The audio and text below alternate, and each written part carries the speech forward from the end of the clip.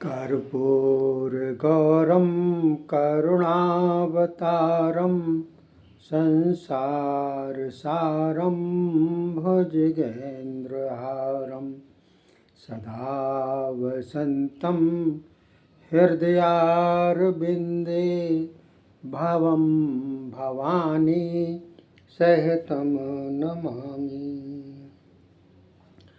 बोलिए शंकर भगवान की जय, बोलिए शिव महाप्राण की जय, बोलिए हिंदू सनातन धर्म की जय। देखिए साथियों, यह शिव महापुराण जो कि बहुत ही पवित्र पुराण है और पुराना भी है, इसके अंतर्गत 28वां अध्याय चल रहा है, जिसमें वैद्यनाथ से शिव महिमा का वर्णन किया गया है। वैद्यनाथेश्वर किस प्रकार की महिमा बतलाते हैं देखिएगा। तो सूत जी बोले, हे ब्राह्मणों, सूत जी जो हैं ब्रह्मा जी के मानसिक पुत्र हैं, तो वो ब्राह्मणों से संबोधित कर रहे हैं हम लोगों के ज्ञान के लिए। वैसे ब्राह्मण भी सभी कुछ जानते हैं, लेकिन सूत जी जो बतलाते हैं ब्राह्मणों के माध्यम से हम लोगों तक ये शिव महापुराण पहुंचा रहे हैं। तो सूत जी बोले, हे ब्राह्मणों, प्राचीन समय में मान पाने की इच्छा से अभिमानी रावण कैलाश पर पहुंचा। श्रद्धा के साथ भगवान शंकर जी का ध्यान किया, किंतु शंकर जी उसे प्रसन्न होते हुए दिखाई न दिए। तब उन्हें प्रसन्न करने के लिए उसने एक गड्ढा खोदा, उसमें अग्नि का आधान करके उसके समीप शिव स्थापित किए। फिर गर्मी में पंचाग्नि तपाकर और वर्षा में पानी सहकर तथा शीत में शीत की परवाह न करके कठिन तप करने लगा। फिर भी वह सफल न हुआ। तब वह राक्षसपति अपने मस्तक काटकर चढ़ाने लगा, फिर भी सदाशिव प्रसन्न होते न दिखाई दिए। आखिर उसने अपना 10वां मस्तक काटना चाहा। उसी समय शिवजी संतुष्ट होकर प्रकट हो गए। सदाशिव ने अपनी कृपा द्वारा उसके सभी मस्तक ज्यों के त्यों कर दिए और उसे पराक्रम भी प्रदान किया। तब शंकर जी को प्रसन्न जानकर रावण ने नम्रता से प्रार्थना की कि हे नाथ, आप मुझ पर प्रसन्न हों तो मेरे साथ लंका पधारें और मुझे कृतार्थ करें। इतना सुनकर सदाशिव बोले, हे लंकेश्वर, मेरी आज्ञा से मेरा स्वरूप यह ज्योतिर्लिंग अपने साथ लंका में ले जाओ, किंतु मार्ग में किसी स्थान पर भी इसे रखना नहीं तो यह फिर आगे नहीं जाएगा। सूत जी बोले। इस प्रकार सुनकर रावण शिव जी से दिए ज्योतिर्लिंग को उठाकर लंका के लिए चल पड़ा। तब चलते चलते शिव इच्छा से उसे लव शंका करने की इच्छा हुई। तब रावण ने वह लिंग तो किसी ग्वालिये को सौंपा और आप लव शंका करने बैठ गया। उस ग्वालिये ने 2 घड़ी तो लिंग को थामा, किंतु बोझ अधिक होने के कारण वह संभल न सका। आखिर पृथ्वी पर रख दिया। उसके बाद लिंग तो वहीं स्थिर हो गया। फिर रावण ने शिव स्तुति करके शिव से वरदान पाया। फिर लंका की ओर चल दिया। यहीं लिंग वैद्यनाथ नाम से प्रसिद्ध हुआ, जो कि सबके अभीष्ट सिद्धि करने वाला एवं भोग मोक्ष आदि देने वाला है। रावण ने अपने महलों में जाकर शिव से वर प्राप्ति का संपूर्ण वृतांत प्रसन्नतापूर्वक अपनी रानी को सुनाया। रावण को शंकर जी से वर मिला। इस प्रकार की प्रसिद्धि सुनकर देवता तथा मुनिजन अत्यंत व्याकुल हो गए और विचार करने लगे, यह दुष्ट तो स्वाभाविक ही हमारा शत्रु है, फिर महादेव जी के वर से तो हमें और भी दुखित करेगा। इससे बचने का उपाय तो अब हम इससे छुपकर रहना ही केवल रह गया है। तब वहाँ पर देवर्षि नारद जी आ पहुँचे। तब उनसे देवता तथा ऋषि तो ने पूछा, हे महर्षि, अब हमें रावण से किस प्रकार बचना चाहिए?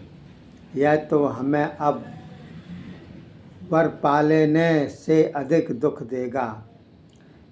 यह सुनकर नारद जी बोले, हे देवता तथा ऋषियों, धैर्य धारण करो। इसका उपाय मैं अभी भगवान शंकर के पास जाकर करता हूँ। सूत जी बोले। इतना कहकर नारद जी लंका में गए। तब रावण ने नारद जी को आया देख उनका आदर सत्कार किया और आसन पर बैठकर नारद जी बोले, हे राक्षस राज, आप शिव के पूर्ण भक्त हैं एवं मंगल रूप हैं। अब आप यह कहिए कि आपको इस प्रकार की सिद्धि कैसे प्राप्त हुई, इसका इतिहास मैं सुनना चाहता हूँ। रावण ने नारद जी के वचन सुनकर सिद्धि पाने का सभी वृतांत कह सुनाया। फिर बोले, हे नारद जी, अब तो मैं सदाशिव को अपने अनुकूल जानकर तीनों लोग अपने अधीन करने की इच्छा में हूँ। तब नारद जी ने कहा, हे दानवेंद्र, मैं तुम्हें तुम्हारे हित की बात कहता हूँ, उसे मान लेने पर निसंदेह तुम सुखी हो जाओगे। सुनो, शिव का दिया हुआ वर तो बेकार है, क्योंकि शिव का कथन तो सत्य होता हुआ कभी दिखाई नहीं देता। इसलिए इससे सबसे पहले तुम शिव को हानि पहुँचाने का प्रयत्न करो, फिर तीनों लोकों पर विजय पा सकोगे। सूत जी बोले। इस प्रकार नारद जी के वचन सुनकर रावण ने अपना हित मान लिया और उसी समय कैलाश पर पहुंचा। दोनों हाथों से कैलाश को हिलाकर उठा लिया। शंकर जी कैलाश हिलता देखकर विस्मय करके बोले, आज यह कैलाश इतना हिल क्यों रहा है? यह सुनकर श्री पार्वती जी हंस पड़ी और बोली, देव, आपके शिष्य अपने गुरु की इच्छा अच्छी सेवा करते हैं। आप द्वारा भक्त रावण को बलशाली बनाने का ही आपको फल मिल रहा है। श्री पार्वती जी से ऐसा सुनकर भगवान शंकर रावण से बोले, अरे मंद बुद्धि नीच रावण, इतना अपमान करना अच्छा नहीं। याद रख, मेरा अपराध करने वाली तेरी इन भुजाओं को काटने वाला कोई ना कोई बलवान पुरुष जन्म लेने वाला है। सूत जी बोले। इस प्रकार भगवान शंकर के शाप देने पर भी रावण प्रसन्न होता हुआ अपनी लंका में पहुंचा। तब उसने दृढ़ प्रतिज्ञा कर ली कि मैं त्रिलोकी को वश में करके छोड़ूंगा। तब अपने पराक्रम से देव, दानव, गंधर्व, यक्ष, राक्षस, मानव आदि सभी को अपने वश में कर लिया। बोलिए शंकर भगवान की जय। अब ये 19वां अध्याय है, जिसमें दारू का राक्षसी की सहायता से राक्षसों का उपद्रव के बारे में बतलाया गया है। तो सूत जी बोले, हे ब्राह्मणों, अब मैं आपको नागेश्वर नामक शिव ज्योतिर्लिंग की कथा सुनाता हूँ। प्राचीन काल में एक दारुक नामक दैत्य हुआ है। उसकी स्त्री दारुका नाम की राक्षसी थी। दोनों स्त्री पुरुष दुर्गा जी के दिए सुंदर वन में रहा करते थे। वह वन पश्चिम में समुद्र के समीप था, 64 कोस लंबा और इतना ही चौड़ा था। वहाँ के निवासी उन दोनों राक्षस राक्षसी के उपद्रवों से अत्यंत दुखी हो गए और वह नामक एक ऋषि के आश्रम पर पहुंचकर नम्रता के साथ उस ऋषि को अपना दुख सुनाया और बोले, हे मुनिराज, हम लोगों को उस दानवी तथा दानव ने अत्यंत पीड़ित कर दिया है। हम लोग आपकी शरण में हैं, हमारी रक्षा करो। तब और बोले, डरो मत। जब भी वे राक्षस जीवों की हिंसा एवं यज्ञ विनाश करने के लगेंगे, तभी उनकी मृत्यु हो जाएगी। हे ब्राह्मणों, इस प्रकार ऋषि ने उन्हें धैर्य देकर और ऋषि ने जगत के कल्याण के लिए तपस्या करना आरंभ किया। इसके बाद देवताओं को ज्ञात हुआ कि और ऋषि ने इस प्रकार राक्षसों को शाप दिया है। तब तो वे युद्ध करने के लिए अपने अस्त्र शस्त्र संभाल कर युद्ध भूमि में आ गए। तब युद्ध के लिए देवताओं को आया हुआ जानकर राक्षस अपने कर्तव्य के लिए विचार करने लगा। तब राक्षसों को दुखित देखकर दारुका को अपना वर याद आ गया। तब राक्षसों को कहने लगा, हे राक्षसों, तुम भय मत करो, इस नगर को तुम्हारे सहित उठाकर जल के मध्य में रख दूंगी। यह सुनकर राक्षस निर्भय हो गए। फिर राक्षसी ने नगर को उठाया और समुद्र के मध्य में जाकर रख दिया। वहाँ जाकर राक्षस लोग सुखपूर्वक रहने लग गए। एक दिन दारुका भूमि पर आई। उसने देखा कि एक ढोंगी असंख्य मनुष्यों से भरी हुई समुद्र में तैरती आ रही है। तब उसने राक्षसों को सूचना दी। तब राक्षसगण वहां पहुंच गए।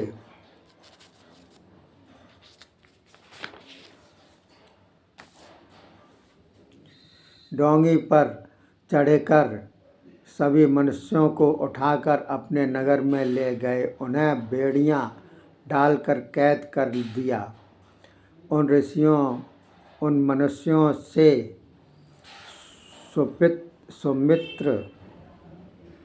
सुप्रिय नामक बनिया भी था, जो कि शिव भक्त था। उसने जेल खाने में रहकर शिव पूजन करना आरंभ कर दिया। दूसरे मनुष्यों को भी शिव पूजन में लगा दिया। शिव ही इस दुख से छुड़ाने वाले हैं। इस उपदेश से सभी शिवजी का पूजन करने लग गए। हे ब्राह्मणों, इस प्रकार शिव पूजन करते करते उन्हें निर्विघ्नता के साथ 6 महीने गुजर गए। बोलिए शंकर भगवान की जय। बोलिए शिव महापुराण की जय। ये 30वां अध्याय चल रहा है, जिसमें नागेश्वर की उत्पत्ति तथा महिमा के बारे में बतलाया गया है। सूत जी बोले, एक दिन की बात है कि दुष्ट दारुक राक्षस के किसी दूत ने सुप्रिय को शिव का पूजन करते देख लिया। उसने जाकर दारुक को सुना दिया। तब दारुक घबराकर वैश्य के पास पहुंचकर बोला, हे बनियों, तू सच सच कह दे कि तू किस देवता का पूजन और आराधना कर रहा है। यदि सच सच कह दिया तो मैं तुझे छोड़ दूंगा, नहीं तो मौत के मुँह में डाल दिया जाएगा।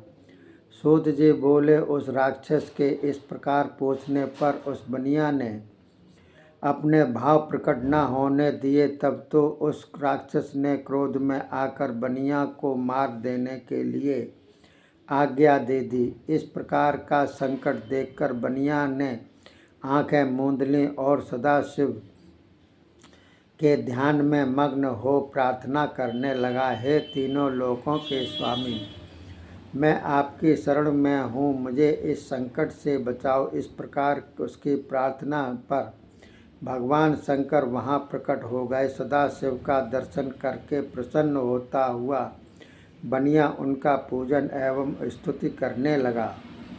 तब प्रसन्न होकर सदाशिव ने अपना पाशुपतास्त्र उठाया और उस राक्षसों का विनाश कर दिया। सभी राक्षसों के नाश हो जाने पर सदाशिव बोले, अब यह वन सदा के लिए निर्भय हुआ। इसमें धर्म पर चलने वाले ब्राह्मण, क्षत्रिय, वैश्य, शूद्र आदि वर्ण निवास करेंगे। यहाँ शिव धर्म के उपदेश करने वाले शिव भक्त निवास किया करेंगे।